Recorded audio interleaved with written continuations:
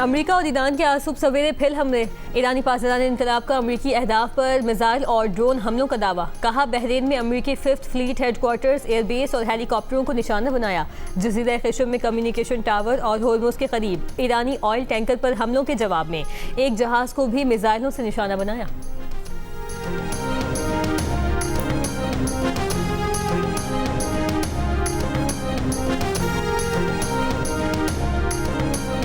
अमेरिकी अफवाज का अमेरिकी अड्डों पर ईरानी बैलिस्टिक मिसाइल और ड्रोन हमले नाकाम बनाने का दावा। सेंट्रल कमांड ने कहा ईरानी पासदान का बहरीन में 5th फ्लीट हेडक्वार्टर्स और खित्ते में अमेरिकी अड्डों पर जर्ब लगाने का दावा दुरुस्त नहीं। कुवैत में अमेरिकी फोर्सेस को ड्रोन से निशाना बनाने की एक और कोशिश नाकाम बनाने का भी दावा। सेंट्रल कमांड ने कहा किसी अमेरिकी अहलकार या असासे को नुकसान नहीं पहुंचा। ईरान की जानिब से मिसाइल और ड्रोन हमलों के जवाब में ख़िश्म में ईरानी फौजी तनसीब को निशाना बनाया। इससे पहले अमेरिकी फ़ौज ने बोत्सवाना की परचम बरदार ऑयल टैंकर को नाकारा बनाया था।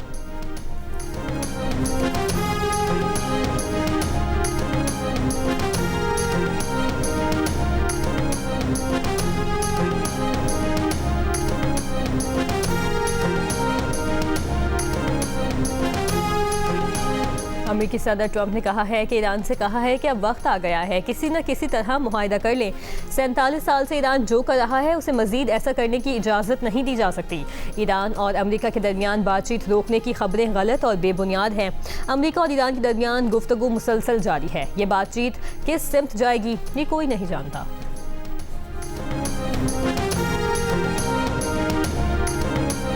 वफाकी बजट कब पेश किया जाएगा? बजट पर पीपल्स पार्टी के खदशात दूर करने के लिए वज़ारत ख़जाना में हुकूमत और पीपल्स पार्टी के मंगल की रात मुज़ाकरात हुए, मगर पीपल्स पार्टी के खदशात दूर ना किए जा सके।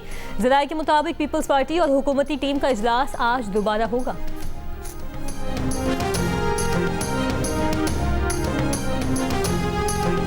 सिंध, पंजाब और खैबर पख्तूनख्वा के मुख्तलिफ शहरों में तेज़ हवाएं, तूफान और बारिश। कराची के मुख्तलिफ इलाकों में गर्द आलूद हवाएं, हद निगाह मुतासिर। दादू में एक शख्स जाम बहक, 120 अफराद जख्मी। रहीमियत खान में दरख्त गिरने से जख्मी तालिब इल्म दम तोड़ गया। तेज़ हवा के बायस लोअर कुदम में बिजली की मेन लाइन का टावर गिर गया। केपी में मुख्तलिफ हादसात में 20 से ज़ायद अफराद जख्मी।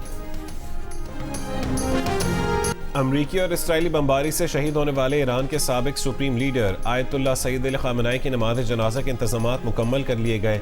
ईरानी मीडिया का दावा। तेहरान के नायब मेयर का कहना है कि ताज़ियती इज्तिमात 3 दिन और जुलूस से जनाजा 24 घंटे का होगा।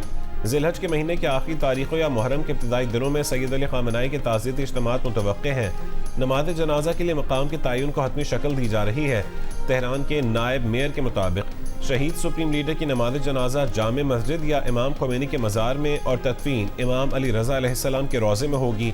मशहद और क़ुम में भी सैयद अली ख़ामेनी का जनाजा पढ़ाया जाएगा।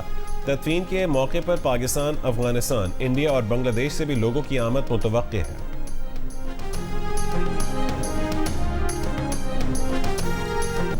मानसेरा से शुरू की धाकोट तक तो बड़ी अच्छी बन गई है, लेकिन वो बननी थी यहाँ गिलगित तक, क्यों नहीं बनी? और गिलगित से आगे उसने जाना था खुंजराब, क्यों नहीं हुआ? यहाँ अस्पताल बनाए तो हमने बनाए, बिजली के कारखाने लगाए तो हमने लगाए, हाइडल पावर प्लांट्स किसने लगाए? हमने लगाए। यहाँ पर जो डैम बनाना था हमने,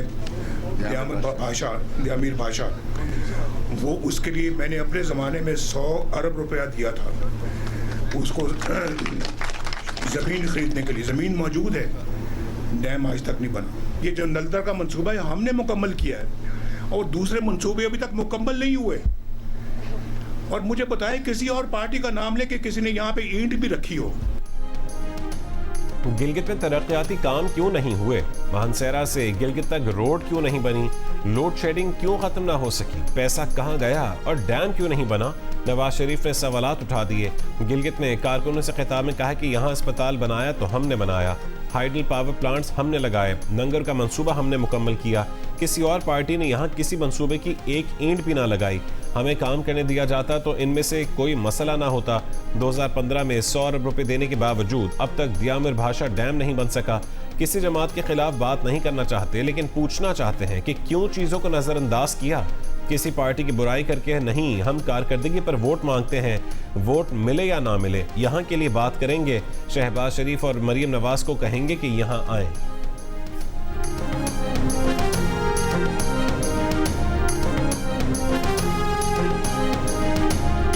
शहीद मोहतरमा बेनज़ीर भुट्टो के नाम पे जो माली मदद मिलता है, ये बाकी सियासी जमातों साजिशें करते रहे, इनकी साजिशें नाकाम होंगे। और मैं आपको बताऊं, ये मेरा अपना या पाकिस्तान पीपल्स पार्टी की जद्दोजहद की वजह से नाकाम नहीं होंगे, हमारे उन माओ की दुआओं की वजह से इंशाअल्लाह ताला इनका साजिश नाकाम होगा। हम इंशाअल्लाह ताला बेनज़ीर इनकम सपोर्ट प्रोग्राम को ना सिर्फ बचाएंगे, मगर इस आने वाले बजट में इंशाअल्लाह ताला वज़ीर आज़म साहब ऐलान करेगा कि बेनज़ीर इनकम सपोर्ट प्रोग्राम में इजाफा हो। हमारी सियासी जमातें बेनज़ीर इनकम सपोर्ट प्रोग्राम ख़त्म करना चाहती हैं। हम इस साजिश को नाकाम बना देंगे। बेनज़ीर इनकम सपोर्ट प्रोग्राम को बचाएंगे। वज़ीर आज़म शहबाज शरीफ बेनज़ीर इनकम सपोर्ट प्रोग्राम में इजाफे का ऐलान करेंगे। पीपल्स पार्टी के चेयरमैन बिलावल भुट्टो जरदारी का स्कर्दू में इंतखाबी जलसे से खिताब। कहा, पीपल्स पार्टी मुल्क में रोजगार लाने की कोशिश करती है। दीगर सियासी जमातें लोगों को बेरोजगार करना चाहती हैं। पीपल्स पार्टी पसमानदा तबके की नुमाइंदगी करने वाली वाहिद सियासी जमात है। पाकिस्तान को एटम बम जुल्फ़िकार अली भुट्टो और मिसाइल टेक्नोलॉजी शहीद मोहतरमा बेनज़ीर भुट्टो ने दी। शुमाली इलाकों को गिलगित बल्तिस्तान का नाम आसिफ अली जरदारी ने दिया। बिलावल भुट्टो जरदारी का कहना था कि पाकिस्तान को मुआशी तौर पर मजबूत देखना चाहते हैं। दुआगो हैं ईरान जंग के खात्मे के लिए फील्ड मार्शल की कोशिशें कामयाब हों। पूरी मुस्लिम दुनिया में इस जंग का बोझ उठाया जा रहा है।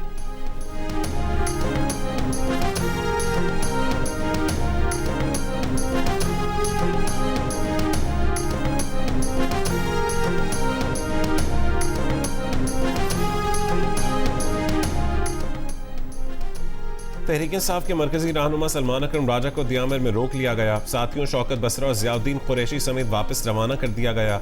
वो इलेक्शन मुहिम के सिलसिले में दियामर जा रहे थे। दूसरी जानिब चेयरमैन तहरीक इंसाफ बैरिस्टर गौहर शिगर पहुंच गए। मकामी पार्टी रहनुमाओं से मुलाकात करेंगे। इंतखाबी हिकमत अमली पर मुशावरत की जाएगी।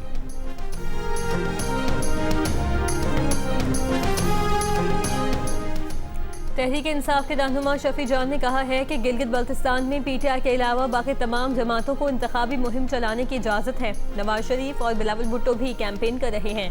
अगर तहरीक इंसाफ का कोई वजीर वहाँ होता तो इलेक्शन कमीशन हरकत में आ चुका होता। इलेक्शन कमीशन की खामोशी हमें समझ नहीं आ रही। पीटीआई ने गिलगित बल्तिस्तान डेमोक्रेटिक मूवमेंट से इल्हाक किया तो उसको भी कैंसिल कर दिया गया और हमारे उम्मीदवारों को आज़ाद डिक्लेयर कर दिया गया। पीटीआई अगर गैर मकबूल है तो हमारे रकीन को गिलगित बल्तिस्तान में आज़ादाना कैंपेन क्यों नहीं करने दी जाती। फॉर्म 47 की एक और वारदात की तैयारी की जा रही है, वो हम करने नहीं देंगे।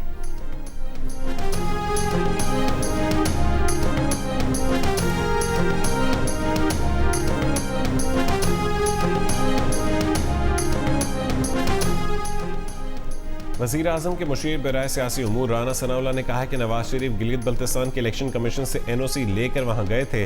कोई हुकूमती वजीर गिलगित बल्तिस्तान नहीं गया, ना किसी ने वहां मुहिम चलाई। प्रोग्राम आज शाहजेब खानजादा के साथ में गुफ्तगू करते हुए राना सनाउल्लाह ने कहा कि PTI के चेयरमैन गौहर खान गिलगित बल्तिस्तान में जलसे कर रहे हैं, मीटिंग्स कर रहे हैं, उन्हें तो कोई नहीं रोक रहा। अगर बैरिस्टर गौहर इजाज़त लेकर जा सकते हैं तो सलमान अकरम राजा को भी ऐसा ही करना चाहिए। गिलगित बल्तिस्तान में PTI का कोई उम्मीदवार मुकाबले में ही नहीं है। वहां साफ, शफाफ और क्रेडिबल इंतखाबात होंगे।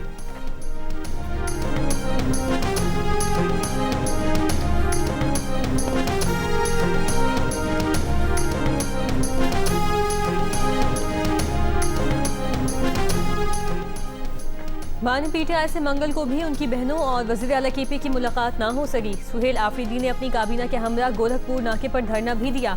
अलीमा खान और अज़मा खान को भी वहां मौजूद रहीं, ताहम बाद में धरना खत्म कर दिया गया। वज़ीर आला ने बजट पास करने की बात की तो अलीमा खान ने टोक दिया, कहा कि आप बजट पास क्यों कर रहे हैं, उनसे कहें पहले मुलाकात करवाएं। बानी PTI ने गुज़श्ता साल भी यही बात की थी कि उनसे बजट डिस्कस किया जाए। सुहेल आफरीदी ने कहा कि अगर उन्हें मिलने नहीं दिया जा रहा तो फैमिली को बानी से मिलने दिया जाए। दीवार से लगाने की कोशिश हुई तो 10 जून को कौमी असम्बली के सामने धरना देंगे। वफाकी बजट पास नहीं होने देंगे। मेरी और वज़ीर ख़जाना की बानी से मुलाकात हो ताकि बजट की अप्रूवल ले सके। मुलाकात के लिए आज इस्लामाबाद हाई कोर्ट में पिटीशन दायर करने जा रहे हैं।